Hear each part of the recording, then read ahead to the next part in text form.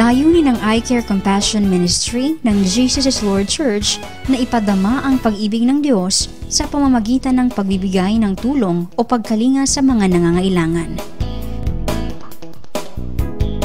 Ilan sa kanilang mga proyekto ay mga medical dental missions, jail and hospital outreaches, libreng summer classes at pagbibigay ng relief goods sa mga kapuspalad at biktima ng kalamidad.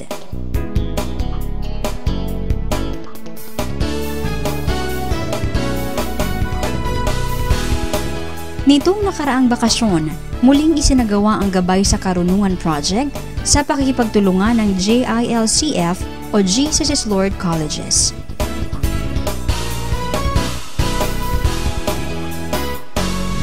Samantala, ngayong pagbubukas ng klase, namahagi ang Eye Care Ministries sa 500 mga bata ng Barangay Talipapa, Novaliches ng mga gamit pang eskwela.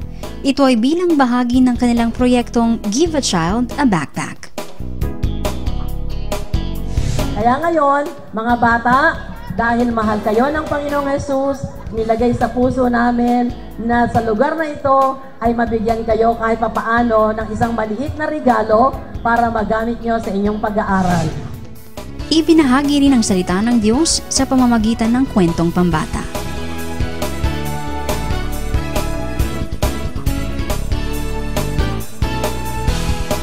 Ikinatuwa ng pamunuan ng Talipapa at ng JIL Area 7 Novaliches ang proyektong ito dahil hindi lang ang mga mamamayan ang natulungan, kundi pati rin ang buong barangay. Nagpapasalamat po kami sa JIL na kami po ay napili, biglang-bigyan po kami ng mga ganitong school supplies na napakarami po nangangailangan po dito po sa aming lugar. Ito'y napakalaking tulong unang-una sa mga magulang na alam naman natin kung gaano kahirap ngayon kahit yung pagbili lang ng school supply. At ganoon din, napakalaking tulong rin ito sa aming barangay.